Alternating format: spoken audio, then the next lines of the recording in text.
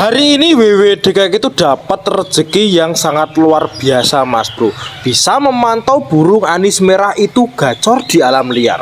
Padahal saya itu baru santai sama petani menikmati kopi. Tahu-taunya burung induan anis merah yang baru saja dipanen hari Jumat kemarin itu gacor di belakang rumah. Dengar sayup-sayup dari dalam rumah mas bro, saya langsung gas keluar tanpa pakai apa-apa mas bro. Jadi wes nyamuk ulang-ulang kebak mas bro. Nih lihat nih mas bro, ini burung anis merah, lokasinya itu cuma di belakang rumah petani anis merah saya.